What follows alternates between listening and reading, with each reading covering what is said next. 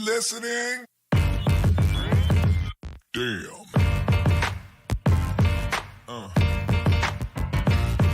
Yeah.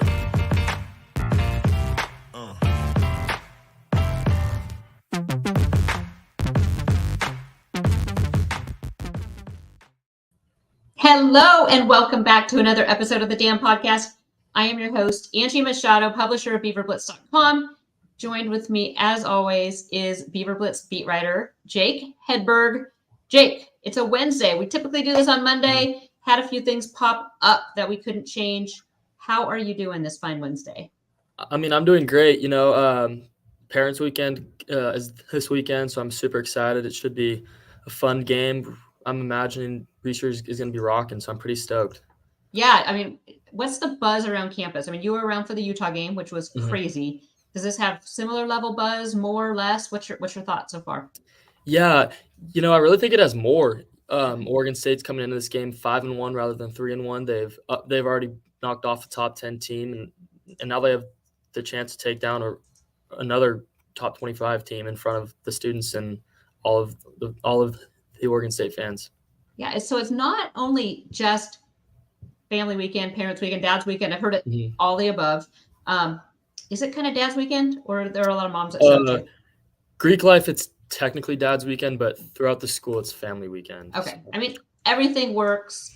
I know some dads, though, that say moms get their time in May, so the dads are taking full advantage. But it's also, for us old timers, it's homecoming as well. So lots of parents, lots of family, and a lot of alumni coming back to campus. So it's going to be a big weekend, taking on number 18 UCLA. We have a jam-packed show today for you. First, we're going to start with that win over Cal. So maybe didn't go the way that we thought it might go. Some surprises, both good and some surprises bad. Jake and I are going to break down that game. We're going to talk Pac-12 like we do every week. There was a shorter slate of games last weekend, but a full slate this week. Some big games on the ticket coming up. And then we get into previewing UCLA and what they bring to the table, as well as a mailbag. It's a busy week. So I know Jake's been doing some like radio, doing interviews with UCLA people. I just jumped off CBS HQ, where David Woods from Bruin Sport Report and myself talked a little bit about this matchup. So this is a big one. So when CBS Sports wants you on, it means it's a big game. But let's go back. If you have questions too, or if you're watching us live, I know the timing is a little weird, but put your comments. I have it pulled up here and we'd love to add that. Or if you have mailbag questions that you didn't get into the lodge, post them in the comments. But let's talk Cal win. 52-40, Jake. None of us were even close on the Beaver Blitz picks. What was your overall thought of that game? Yeah, I mean, I came away very impressed with the offense, particularly the passing game. Defensively, there is room for concern. We've seen Oregon State play 2 Pac-12 games on the road now, and those teams have put up 40 and 38 points. And if you want to compete for a Pac-12 championship, that's not acceptable. Things need to change, and if they take that into Arizona and Colorado, there's a chance that we could potentially go down in that game. Yeah, those 2 games got way more interesting than we thought at the beginning of the season. Arizona, right, taking 3 overtimes at USC, and Colorado, obviously the hype train. 52-40, like you said. So let's talk about what went well first. You mentioned the passing game. Yeah. DJ Uiagalelei, is that how you thought his, kind of 5 TDs? I think it was 70-some percent completion 76. percentage. 76. One of the best games of his career. Not only his career, but one of the best games in Oregon State quarterback history. Yeah. What did you? I mean, was it just DJ? I think that this is it's a wider issue, and I put on our game notes. It was game plan too. This was a game. They kind of did everything we've talked about on the damn podcast for weeks now. Jack Belling had 3 touchdowns. 3 touchdowns. They got the smaller, quick receivers, the ball in space. We saw some slants. We saw the fly sweep. What did you think overall of the game plan, and then just DJ in general? Yeah, I thought Coach Lindgren, Coach Hinson, the rest of the staff, they did a fantastic job. A play that comes to mind is the first drive of the second half. They had all throughout the season they'd ran screen passes to Gould and Bolden, and then they ran a rocket screen. Josiah was wide open, perfect throw, touchdown. And to me, that's just great coaching, recognizing that teams are starting to jump up once they see that look and then adjusting and creating a 38-yard touchdown pass. Going over to DJ, I thought he played phenomenal. Not one gripe I would have with his performance. I thought he again had that composure you kind of saw against Utah, the moxie. He looked very comfortable. Really just picked apart the Cal secondary, and in a game where Cal has a good run defense, Oregon State took advantage of their weakness, and it's really promising to see that from a guy in DJ who has had his issues with consistency to have 2 straight really solid weekends. Yeah, absolutely. I mean, DJ looked. Nick Volker, welcome to the chat. He just said DJ threw better than most pros. Yes, yeah. DJ. What I thought is he looked so comfortable, and I haven't seen that he really has had happy feet or anything, but he looked so in control, so poised. And those long throws, I know, Jake, you and I've talked about it time and time again through fall camp. His deep throws look effortless. Like he's able just to flick his wrist. And but you're right, setting up plays. And this is something I think everybody kind of forgets. So the playbook keeps opening up a little bit more each week. But if you look back at some of the plays that they've run throughout the season, it basically is setting up plays now going forward. So yeah, and again, I think you're seeing that in the red zone too. I mean, Oregon State prior to this weekend in the red zone had been predominantly running the ball. And you see Jack Velling 3 touchdowns. At least 2 of them were off play action passes. The run sets up the play action pass, and then the Isaac Hodgins touchdown as well. Pretty much every time Hodgins has been in the game, it's been a run, and Cal just ignored it, and he was wide open. Yeah, it's so much fun to watch. There were a couple calls that I thought were questionable, and I took some heat again on Twitter for it. But the onside kick in the second quarter, what was your thought on that? Yeah, to me, it feels like they were kind of trying to replicate what they did against UCLA in 2019. At that point in the game, I really am not a big fan of that call. I think Cal, they're starting a quarterback who has 1 career pass attempt going into the game. You want to play to your advantages, and that's not giving the offense a 30-yard, 40-yard field. I think it would have been smarter to kick it in, potentially save that for a tougher opponent, whether it's UCLA and Oregon or Washington, because now it's out there. Yeah, that was the thing I thought too. I thought the timing was not good because it really wasn't needed. Oregon State, even though the score was it wasn't a blowout, Oregon State was in complete control. I mean, there was not a point during that game that I thought Oregon State was in trouble. And it went from a 14-3 game to a 17 to exactly 14 game, just like that. And yeah, the other questionable thing I thought was just clock management before the first half ended, taking that timeout. And I mean, they could have called timeout to get the ball back and maybe had 1 or 2 plays before heading in, and then got the ball back to start the third quarter. So yeah, little thing. It reminded me a little bit of Coach Riley, some of the complaints with Coach Riley and clock management. But yeah, no, I thought, like I said, it's 2. You can't nitpick over that game offensively because really it was about as good as you could have hoped for. Again, against a really decent to good Cal defense. Yeah, I mean, Cal's a solid defense. They, outside of the Washington game, if you look at what they've done, they've held opponents. They've done a pretty good job. And for Oregon State to go out there and put 50 points on a team has to be considered a big-time success. So defensively, the defense gave up a lot of yards, more than we've seen them give up this season. And, really what I kind of took away was too many missed tackles. What was your assessment of the defense? Yeah, I agree. I do think missed tackles, particularly in the run game. Cal does have 2 really good running backs in Jaden Ott and Isaiah Afonso. But Oregon State struggled, excluding Easton Mascarenas.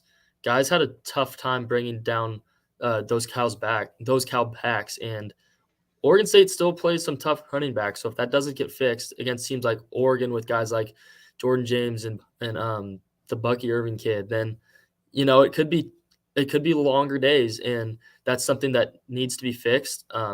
We've seen it on the road more than home. Not sure if that is just a coincidence or if there's something tied together with that, but I do feel like that's an issue. I thought the secondary actually for the guys they had out, their 2 senior leaders, I thought they did a pretty solid job. Came away really impressed with Jermod, true freshman, went out there. He made a big interception. Thomas played well again. And then Josiah Johnson, he's a guy who's a walk-on, and he's starting, and he's holding his own. So I came away impressed with the secondary for sure. Yeah, especially when you look at it, and you had your 2 starting corners, Jaden Robinson and Ryan Cooper Jr. were out. We were told after Utah that Jaden had a hamstring. I'm not sure what is up with Coop, but we saw him leave, or you saw him leave on a cart after the Utah game as well. So that was San Diego State. Or San Diego State. Okay. Yeah. That was a month ago now. They did warm up. And we heard that they just weren't feeling like they were ready to go. So I don't think it's anything long-term. Hamstring could just be tight. I would anticipate them both being back if I was a betting man. I would. Okay. So, but think about, and Mark in the comments brings us up too. They're without their 2 starting corners. And then that first half, remember, they were without James Rawls and Calvin Hart. So I do think Cal did a really good job of keeping the Beaver defense off balance with their hurry up tempo. That you could really see Oregon State struggle to line up correctly. And I don't think they were ready for that quarterback. Yeah. And I mean, going to that tempo, that's something Chip Kelly, he's going to bring. And it is something Oregon State is going to have to adjust to, because we know what Chip Kelly's done in the NFL at Oregon. He likes to go fast and run the ball. And if you look at what Cal did this weekend, went fast and they ran the ball. Yeah. So what surprised you most about the performance? Honestly, the secondary, like the younger guys, seeing that first drive, seeing Cooper and Robinson not on the field was kind of like oh boy, this could be a interesting game, especially after, what happened against Washington State. But Jermod, Noble, Josiah Johnson, all 3 of those younger sophomore and freshman guys, they really did a good job. Cal, off the top of my head, they only had that one big chunk play, and that was a missed assignment by a linebacker. I'm assuming it's what it would look like to me. So I came really impressed with the back end of the secondary. And then offense was the big takeaway. Yeah. Were you surprised by the score? Are you surprised that that Oregon State scored 52 and B, that the defense gave up 40? Yeah, I mean, I'm surprised at both. I didn't think Oregon State was going to put up 52 points, and I sure as hell didn't think they would give up 40 points to Cal. I think I put it down as like 34-13, something like that. Yeah. And I mean, I was wrong. Cal, I was very impressed with Cal. I think their offense with their new offensive coordinator is much better than what it was under Coach Musgrave in prior years. So I think they're definitely a team that is going to be better in the next couple of years, and a would-be Pac-12 competitor. But Russell Moats just said in the chat, with 4 starters missing the first half due to targeting and injury, I can see our defense bouncing back in a big way against UCLA. Yeah, I agree. I mean, I also think a big part of that is having the home field advantage. Yeah. I think it's pretty telling, like, based off the defense's performances in road games versus home games over the past 2 years, that this defense in particular really feeds off the student section and just the overall environment. Yeah, and that's something I know we've talked about some on the pod, but mostly during our staff picks is Eric. His big takeaway is winning on the road in the Pac-12 is hard. It's tough. Not no matter who you're playing, even the teams that you think, we should walk away with this. Oregon State should walk away with this one. On the road, it's a totally different ball game. So you do have to think. I mean, a lot of these kids are from the Bay Area. They had a lot of family and friends in town the night before. No matter what kind of curfews and different things are in play, they're still meeting up with friends, family. Yeah. And they're just not home. They're not. It's a hostile environment. even if Cal isn't necessarily known to be a super loud Yeah. atmosphere. It was their homecoming game. They had a decent crowd for Cal standards. And especially defensively, they just play better with that home field crowd. So it's going to be interesting. I do think Trent Bray has proven over the past year and a half that he, with given time to get these guys prepared, can do so. So it's going to be an interesting game this week. I think this may kind of sound crazy or come off as crazy, but is there a better home field advantage in the Pac-12 than Reser? Because going back to my freshman year, 2021, Oregon State is, I want to say 15-1, 16-1 at home, and that one loss was to a USC team that they very well should have beat if they had a competent quarterback play that game. That's a great question. I think Utah would be in the mix.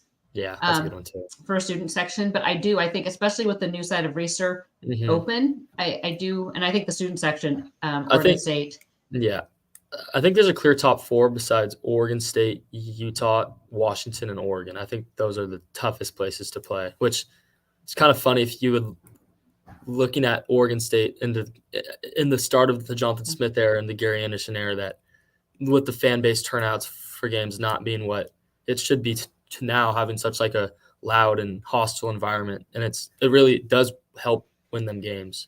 It totally does, and I think every time we talk to players, that is one of their big takeaways is being at home. And I know you told me that student tickets sold out in a half an hour on Monday. If even, it was like 15 minutes. Yeah, wow. 10, 15 minutes. That's pretty fast. Nuts. Yeah. And Jake, you did forget to get your dad a ticket. Yeah. But we came through. We got it. Thank you. Very much appreciated. Got it. Thanks to Beaver Blitz. I actually am super excited because my kiddo's coming home from college this weekend. So the little Machado clan gets to go down to the game, and he's not a football fan, but he is excited to come to the game. And he actually went down. He's for those of you that don't know, he's at Grand Canyon University. He went to the Arizona Cardinals game this weekend. So. Oh, really? Dang. Yeah. Him and his roommate thought that'd be kind of fun. And Luke's a little spoilt. The only NFL stadiums he's been at now are Allegiant, SoFi, and now State Farm. So he's picking some good ones. But so it should be a super fun game, super exciting. And I think Beaver Nation is going to be loud and proud. And gosh, we typically film or tape this on a Monday, and this is Wednesday. So we are amping up quick. I know you've been super busy.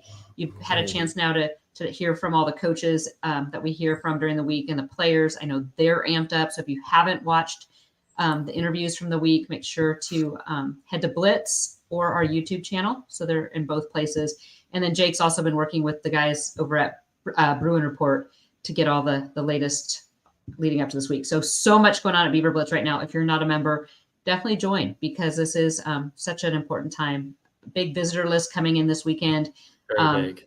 It's going to be lots going on over the next 6, 7, 8 weeks. Okay, let's talk about Pac-12, because we always like to keep up with the traitorous 10. I like to call them we'll call them the traitorous 10, just to kind of, it's going to be a battle. We don't really speaking of which, we don't have anything new to report on that front. There has been reports mediation on the realignment.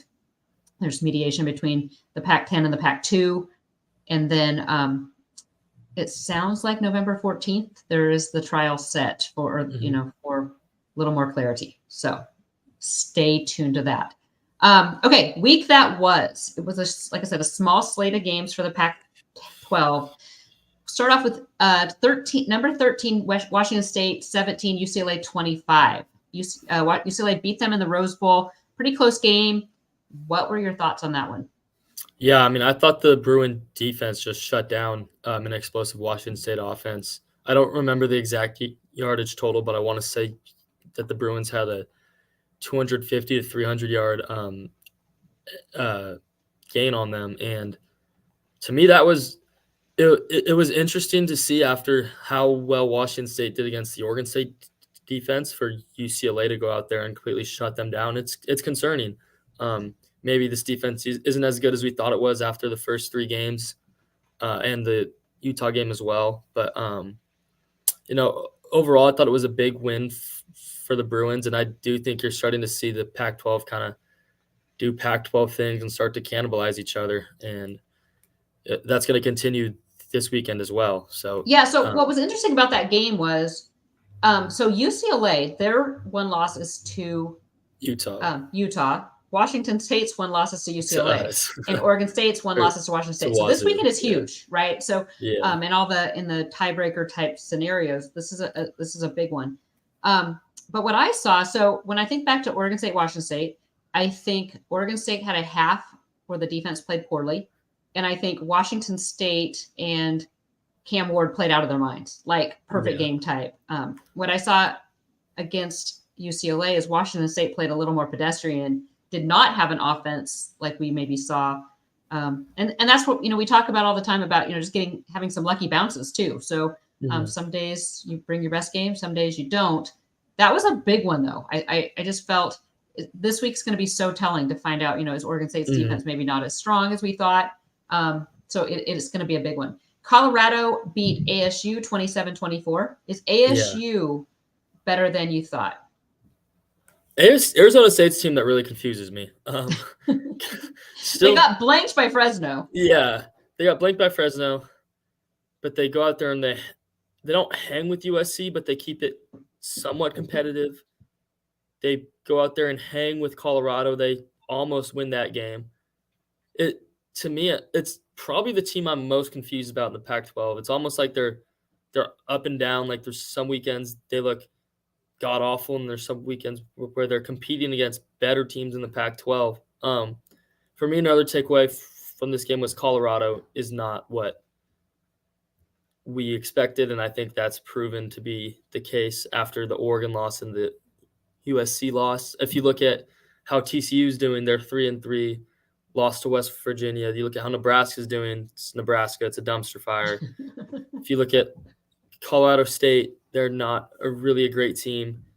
So to me, it is kind of – I think both these teams aren't very good. I think Colorado's in that third or fourth tier in the Pac-12, and Arizona State's right there in that same category. Yeah, and I don't even know what – Arizona State has had like 6 home games so far. Yeah. It's nuts. It's nuts. I don't know if you saw that video of Shedeur Sanders, though. He yanked off an Arizona State player's mouth guard and threw it into the stands. And to me, like, as a quarterback of all players, you shouldn't have your starting quarterback. Like, I think Deion's an easier guy to cheer for, but everything his son has done, he just got the ego, the whole. I don't know. It's just very. I didn't see it, but I've heard a lot of people talking about negative things. Yeah, I remember John Canzano even said something after Pac-12 media days about him just like not being into the interview and like thinking it was a waste of his time, and that that ego to me is something that rubs the wrong way, and I don't know.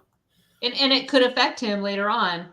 Yeah, draft stock. Yeah, like our quarterback's gonna want him or a team first guy like Michael Penix. Yeah, Sanders may be a better NFL quarterback, but who's the guy that you want in your locker room? Is it going to be a guy that causes issues, or is it going to be a guy that puts his head down and just goes to work? Connor Johnson just said in the chat, where does Colorado get their 6th win? They've got Stanford, maybe Zona? I don't think they do. I think they beat Stanford, and that's it. It's going to be an interesting one because, I mean, the hype, like I said, I don't think I've ever seen a hype train quite like that one. No. And I actually kind of like Deion. Deion kind of is who he is. It's not like he apologizes. Like he's a guy where like you don't like. It's harder to like root against him, but a guy like Shedeur that does things to, I don't know. It just that's interesting. It's going to be an interesting vibe here. Okay, so we've already talked about Oregon State, Cal, and then number 9 USC triple overtime 43-41 win over Arizona. Did that one surprise you at all? I said on the podcast last week, I said, don't be surprised if Arizona upsets them. I said I think it'll be a close game. Don't be surprised if Arizona upsets them. And I hit that on the hammer. I think Noah Fafita, the freshman quarterback, did a fantastic job going into a top 10 road game, and he balled out 6 touchdown passes, 5, 6. He played a really fantastic game. Again, I think USC's defense is terrible. Yeah. I do not see this team competing for a Pac-12 championship. I think they'll lose to Washington and Oregon. Do they get both of them? Yeah. Because USC or UCLA doesn't get Oregon. either. Yeah. USC's at Oregon the week we play Stanford, and then they host Washington. Okay, they'll lose to both of them. I think they. Caleb Williams is a great quarterback. He may be the best college quarterback we've seen since Andrew Luck, but he can't do it all by himself. He can't do it with the defensive coordinator that gives. No, I mean their offense is electric, 40 points. but yeah, the defense. You can't give up 40 points to Colorado and Arizona in back-to-back weekends and then expect to compete against Washington and Oregon and Utah even. I don't know. It'll be if I'm Lincoln Riley, I need to get rid of Grant. She is not a good defensive coordinator, and it's been proven at multiple schools now. It's crazy. Okay, so that was last week. Let's talk about this week. We have a full slate, Pac-12 games this week. Starting off Friday night, Stanford at Colorado, where the Buffs are 11.5 point favorites. Yeah, I see Colorado rolling with this one. Stanford is not good. Their offense is stagnant. Their quarterback situation between Lamson and Daniels, it's kind of a mess back there. I think Troy Taylor, he's going to need a few years to build that program up, and I think Dion's boys are just going to be better. They're better athletes. They're bigger, stronger, faster, and I think Colorado will win that game. I think they cover too. Okay. Then starting Saturday, Cal at number 16, Utah. The Utes are 13.5 point faves. This is a game, again, I think Cal could play closer.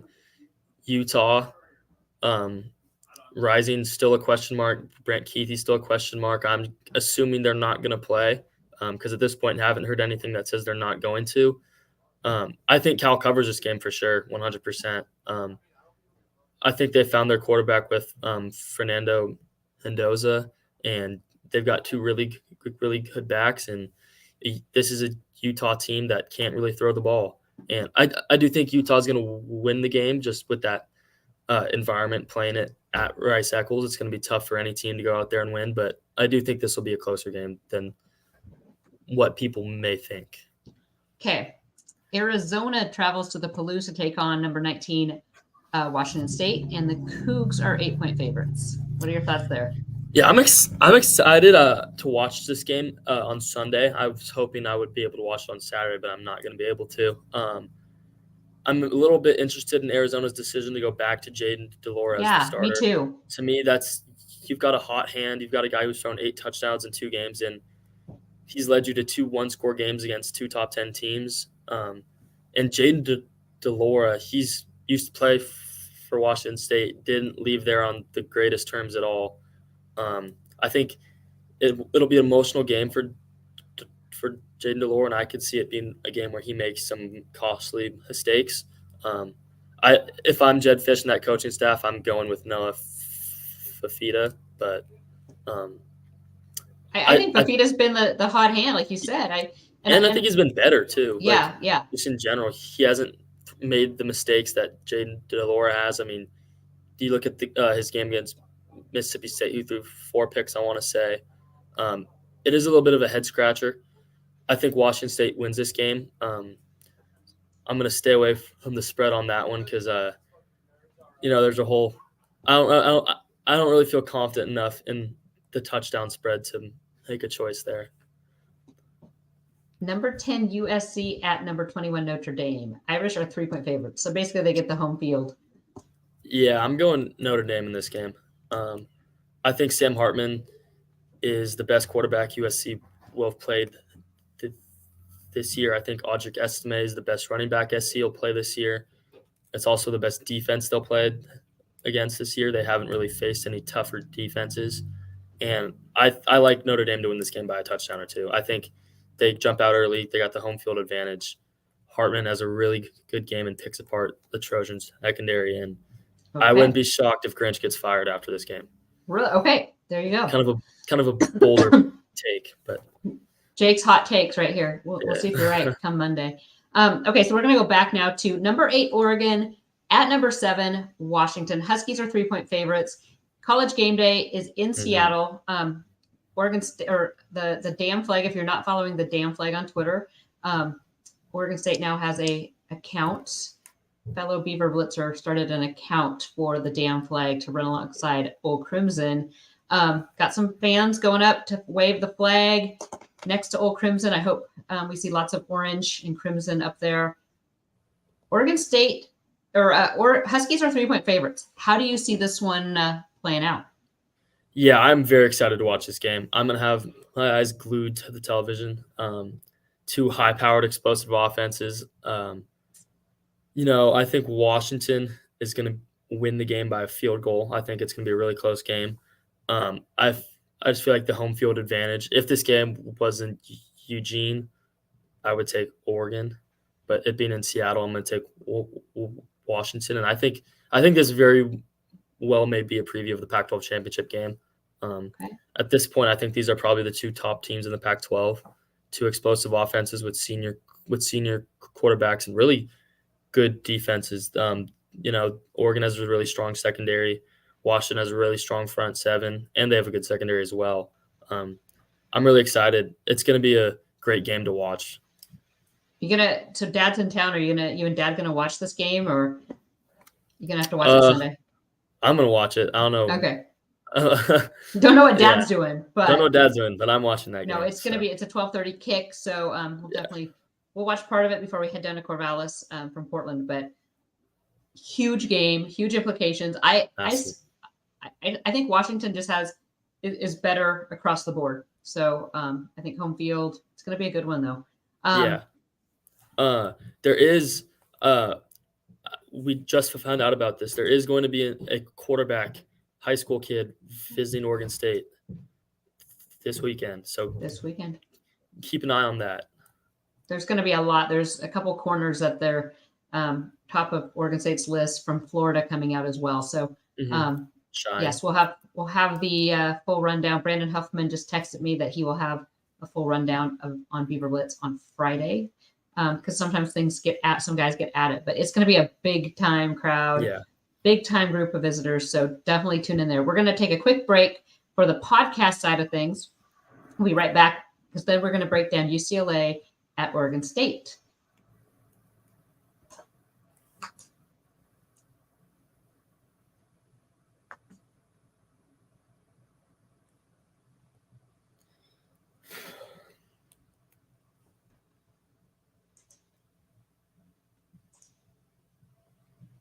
Okay, welcome back to the Damn Podcast. This is the Bring On the Bruins edition. UCLA Bruins coming to town to take on Oregon State for homecoming and family weekend. Huge game. We just kind of broke down the entire Pac-12 slate, but it is time to talk about that Oregon State UCLA matchup. Okay, so looking at their schedule, UCLA, I'm going to just kind of give you a quick rundown of what they've done to date. They beat Coastal Carolina out the gate at home 27-13, went on the road and beat San Diego State 35-10, came home, played North Carolina Central. Never heard of that team, but they beat them 59-7. Heading into Pac-12 play, they lost to Utah 7-14 on the road at Rice Eccles. And then last week beat Washington State in the Rose Bowl 25-17. What is your biggest takeaway about UCLA this year? Yeah, I think they're a team that is very defense first. They've had struggles offensively with a younger quarterback. I think they're a very well coached team too. I think Chip Kelly is still a really solid coach. I think their new defensive coordinator through 5 games has done a really great job. Again, I feel like this team's going to rely on their front seven in particular. It's going to be a strength-on-strength matchup when Oregon State has the ball. This is a run defense that's top 5 in the country.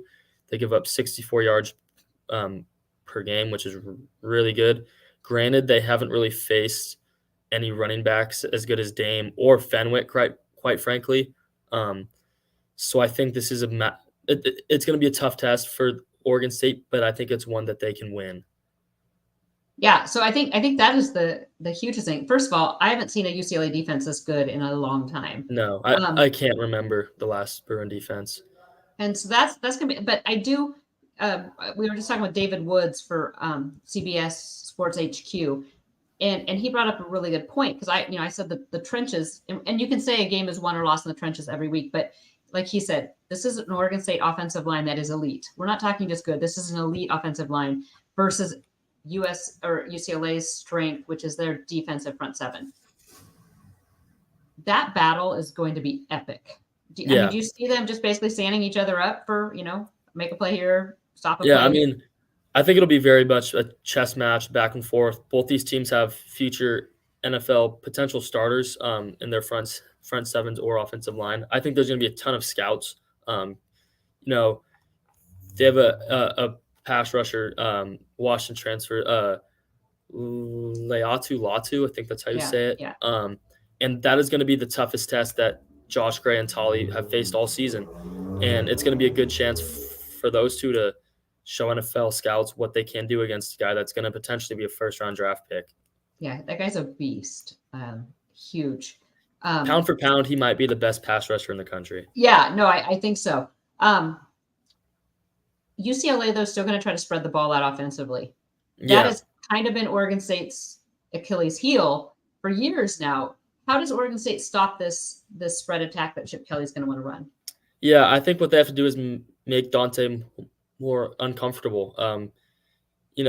I think Oregon State needs to replicate what Utah did against them, get to the quarterback, rattle him, and make him feel uncomfortable. He's a younger kid. He's still 18 or 19 years old. He's only faced one really true hostile environment, and this will be another tough one. I think pass rush, I think Trent Bray needs to get his guys on the edge, attacking the passer. Don't give him time to sit back and stay comfortable. Yeah, I think that is going to be the key to this game, is to really get to him early, because the crowd noise is going to be something I think that maybe they can't replicate and get him ready for. I mean, he did have it on the road at Utah, but it's going to be loud. It's going to be rowdy. Get to him early. Yeah. I do also think that turnovers are going to be something that will potentially play to Oregon State's advantage. UCLA is averaging about 1.5 turnovers per game. If Oregon State can force Dante Moore into a couple bad decisions, then that could go a long ways. How do you think DJ plays this week? Do you think we see DJ that we saw last week, or do you think we see DJ from maybe earlier in the season? It's a good question. I think DJ is going to do enough for Oregon State to win. I think he's not going to go out there and throw for 280 yards and 5 touchdowns because he's going to be pressured a lot. He's not going to have as much time to really sit back there. And I think it'll be telling for him. It's a good test for his potential NFL draft stock. I would argue this is the best defense Oregon State's faced all year, up there with Utah for sure. And I think he's going to have to step up and play really well if Oregon State wants to win this game. How successful do you think Oregon State running backs, Damian Martinez and Deshaun Fenwick, will be against this UCLA front seven? I think it'll be similar to the Utah game. I think they'll both get going a bit. I don't think they'll both hit 100 yards. I think it's not out of the question for Dame to hit 80 yards on 17 carries and Fenwick to get his 8 carries for 35 yards. I think they'll be efficient. You may not see as many big-time chunk plays as you've seen against Cal or Washington State or San Diego State, but I think they'll be able to run the ball, just maybe not as effectively as the coaching staff would want. I was going to ask you this, but Connor Johnson asked in the chat, is Fuaga healthy? Have you heard anything? Everything from Jonathan has been – he hasn't – usually he's very tight-lipped about it, but I would imagine he is back. Haven't heard anything that indicates otherwise. And then Jake Levengood as well, expecting to be full go for Saturday. What is your X factor, or who is your X factor in this game? For me, I think it's definitely DJ. I think if Uyunglele can really change the game with his arm, like he has, make a few big time throws on deep balls, especially, I think it could go a long way. Oregon State, they've been throwing the ball deep more the last 2 to 3 weekends. I've started to really see that show in film. They're progressively from Washington State to Utah to Cal and now to the Bruins. I think they've been progressively throwing the ball deeper more, and I think they're going to take some shots against a Bruins secondary that's not as good as their front seven and would be considered the weak link of this team. Do you think this passing game with DJ and what we saw, especially against Cal, is this the upgrade that you were expecting to see from Oregon State quarterback play? Yeah, after last year, just having a quarterback with the ability to throw the ball and really having that downfield threat in the playbook just adds a whole nother element. Teams can't really stack the box like they necessarily could prior to the acquisition of DJ. And it does go a long way. It helps them win games because they're not one-dimensional. And it is truly beneficial. And I don't think Oregon State necessarily beats Utah if they don't have DJ, or beats Cal either, quite frankly. Yeah. Here, Connor Johnson also has, I think this is I miss Jam. He's not even on the field in Oxford, and we could use a change of pace back. Absolutely. And I think we've learned, I think we've learned a few things. Yeah, 3 carries in Oxford. I think we've learned a little bit that, and I tell my kids this all the time too. Same thing with States too. Yeah, the grass is not always greener. Job. Yeah. And just so what really kind of baffles me is Spates saying he wants to leave Oregon State to go somewhere and compete for a national contender. Yeah. Look at how LSU's doing. And not even that, like boosting your draft stock. Your draft stock's not going to get much better playing on the bench behind a true freshman linebacker, whereas at Oregon State, you would have been the leader of this team. It's just a little head-scratching. Like I said, the grass is not always greener. Yeah. So I think that's something that I think athletes get agents and handlers in their ear telling them things. So that's just my 2 cents on that one. And that could go a long way too with the potential conference uncertainty. A lot of guys may be thinking of transferring out. If you look at what Spates has done, you look at what Jam's done, you may be thinking, why leave somewhere where I've been pretty productive. I've got a draft stock. I'm surrounded by the right team. I've got the right culture, the right coaches. Something to keep an eye on. I agree, and I do think there's this there's a quick rush to either get your money and listening to outside sources, but you really, and I'm seeing this now with my own kid playing sports in high school, you can't oversell what a good team culture can do, or what a bad team culture can do. Yeah. So, I've played on teams in high school basketball, particularly with bad culture, and then, the next year is a change. Just the levels in the culture just kind of changes, and it shifts the team's performance. Playing on a more talented team, losing in the second round, playing on a less talented team and making the state tournament, it goes a long way. It's huge. So not only just mindset, everything else. So it's something that's a whole another day I think we could talk about. But no, you're right. And I there is uncertainty where Oregon State's going to land and where Washington State's going to land or what's going to happen. But there's something to be said too for, like I said, nobody's jumping ship yet. So I almost think, thinking about the whole realignment thing, it feels to me that a lot of teams just jump ship without thinking, right? And that's now they're like, oh, whoa, there might be money in here and we might have had an easier path to the CF. I don't know. Like I said, we don't know what's going to happen there, but transfer I think portal, a lot of people kind of freaked out. I'm very split on the transfer portal. There's advantages and negatives, and I think it's detrimental to teams' cultures depending on the coaching staff. Like if you have the right coaching staff, if you have a guy like Nick Saban at Alabama, who's going to get guys, and he's not going to put up with any, BS. And you got guys like or other staffs where it's like they let guys come in and they have egos. They come from being the guy at their school. They want to be the guy at this school, and you just get those tensions flare, and it just can destroy a program. Yeah, absolutely. Okay, so we broke down. Okay, so I'm not going to ask you. We haven't done a prediction all year, so we're not even going to start now about what you think, because you'll give us that for the Beaver Blitz staff picks. Okay, I have a whole ton of mailbag questions here from Beaver Blitz. Are you ready to answer some damn questions? Mm-hmm. Let's do it. Okay, let's say Morrison 2K17. Is there any information on why we haven't seen Kelsey Howard playing or at least making the rotation? Is he still Kelsey's redshirting? Yeah, yes. He's redshirting. Kelsey's redshirting. In my mind, involved. In my mind, the reasoning for that is frame-wise. He was a little too small to play defensive line, and he was a little too big to play like the Chatfield or Takari like pass rusher spot.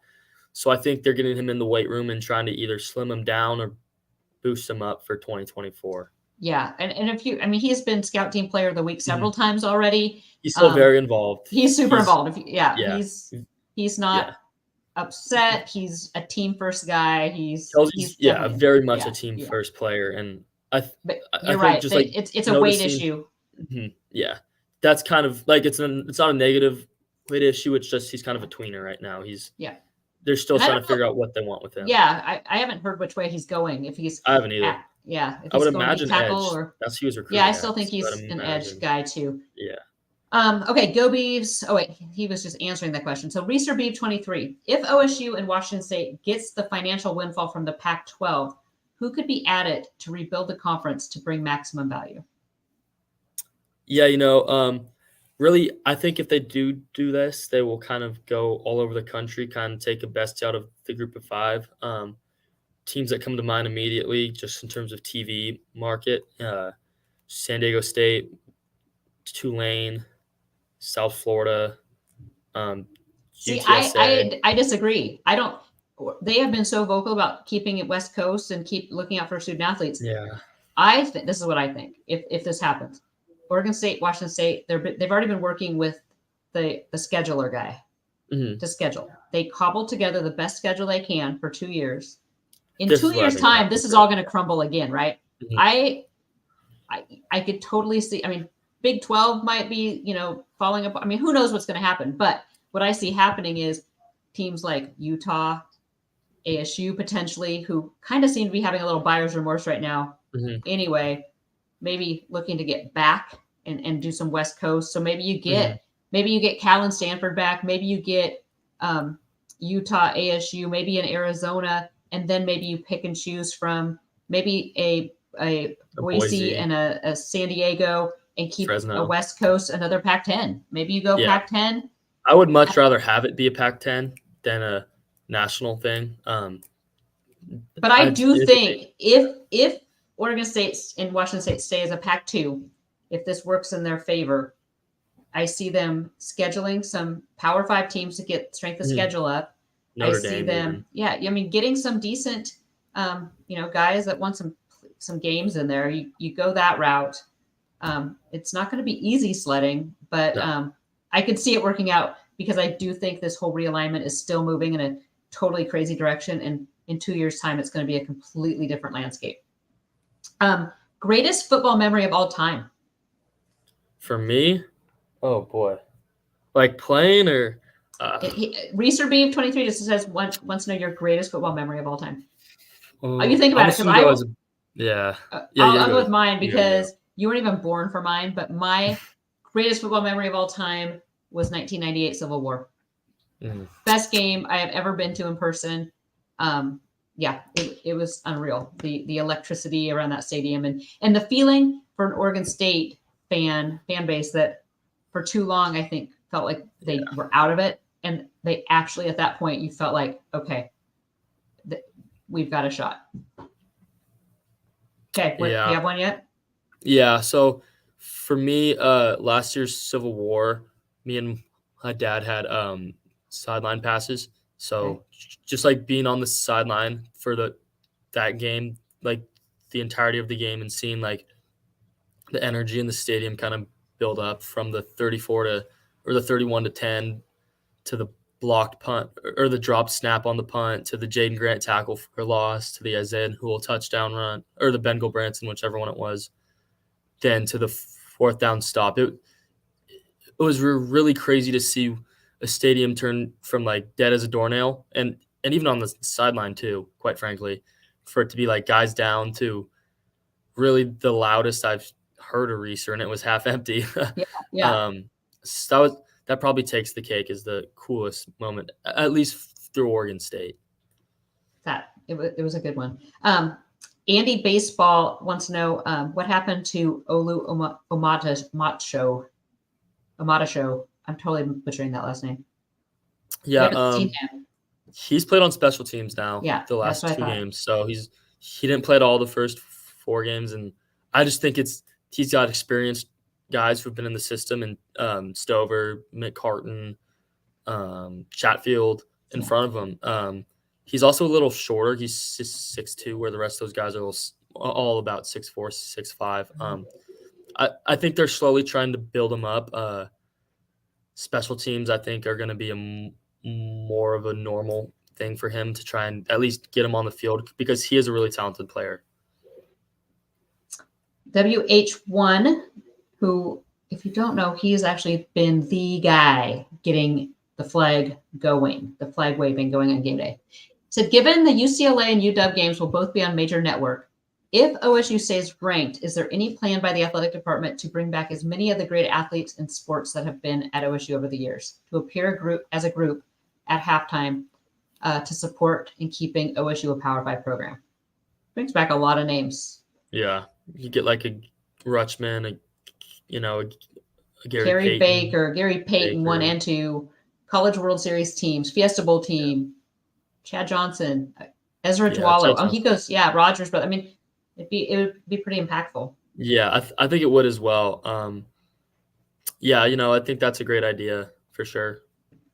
Pat Beaverman says, who were the last few true freshman quarterbacks that played at Reeser and how did they fare? All right, so per my memory, Ari Patu from Stanford in 2021 was the last one Oregon State faced.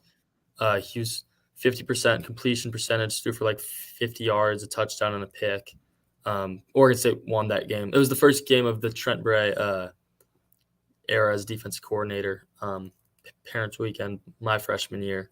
But going before that, I want to say Jaden Daniels in 2019 was the other one that comes to mind, and he did pretty well as well off the top of my head. But Oregon State won that game. Yeah, Oregon State seems like over the years it's just been like it's not been true freshmen, it's been backups. Backups, that come in. True, I guess. Beavs Fanatic 123 asks, do we see Aiden Childs again this week for the third series of the game? Yes, I think you do. Yeah, I do too. I at this point I think it's pretty clear he's not redshirting. If you are redshirting him, you don't play him in his 4 games. Yeah. Before the season's even at the halfway point. Yeah, I just think he's too special of a talent. You play him. I mean, and he's get him 3 ready. for 3. He's 3 for 3 with a touchdown in his 2 drives he's had against Pac-12 teams. Yeah. Just for what it's worth. Do we know any health status? Any updates that you've heard? No long-term thing. Jack Conne was back last week. That was the only big time. He was back. What, high ankle sprain? Yeah, he had a high ankle sprain against UC Davis. I want to say. But Conne's back on special teams. We did see Julian play a drive or two in the first half against Cal, which was promising.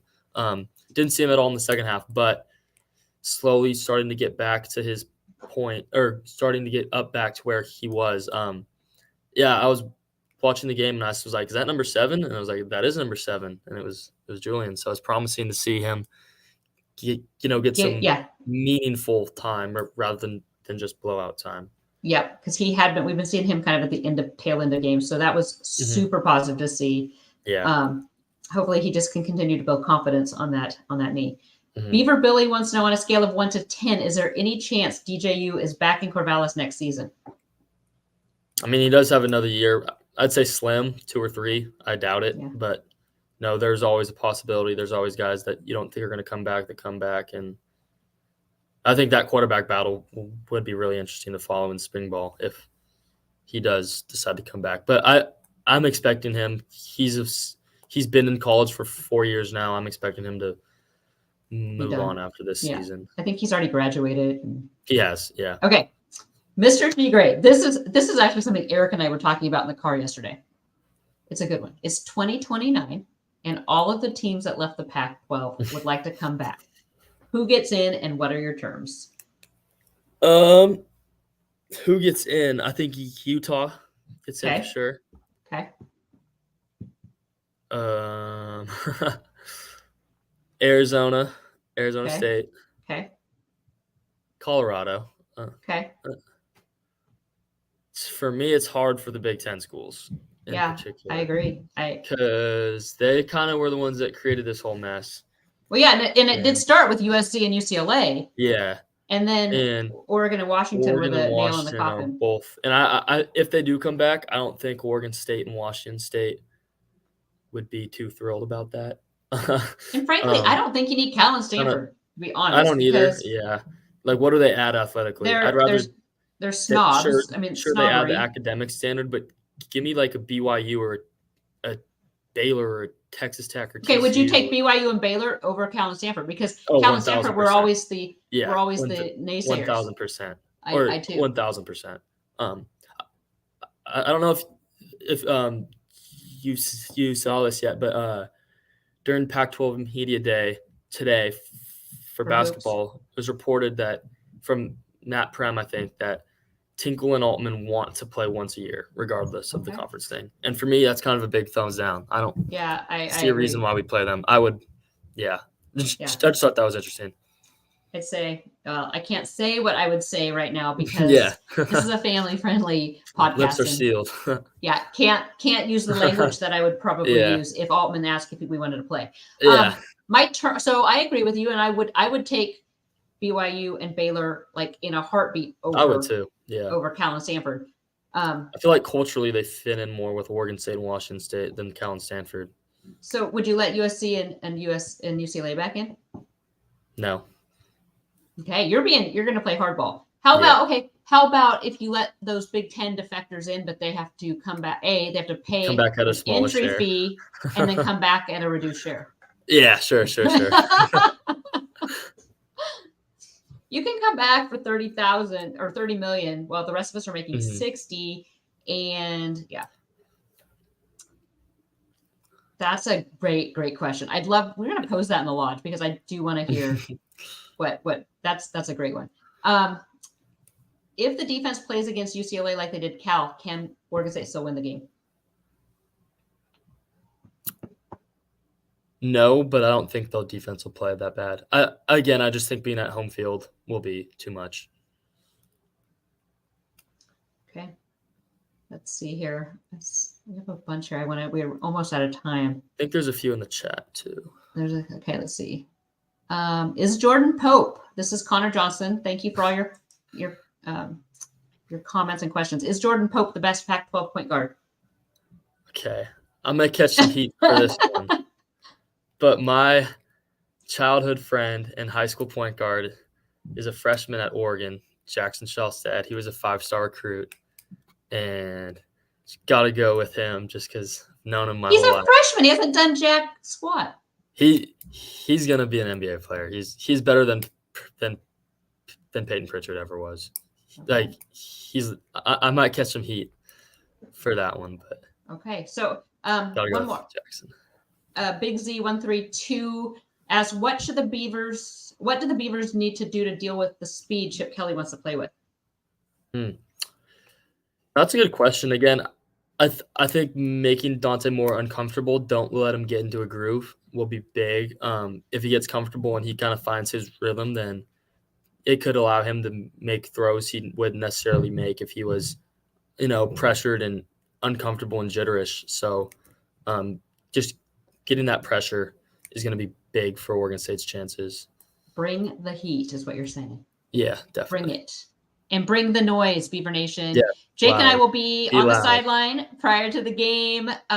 Make sure if you see us in the parking lot or on the field to say hi. I am Angie Machado. He is Jake Hedberg. Make sure to join us at Beaver Blitz the rest of the week, but we'll be back next Monday, 3:30 at our regular time for the next episode of the Damn Pod.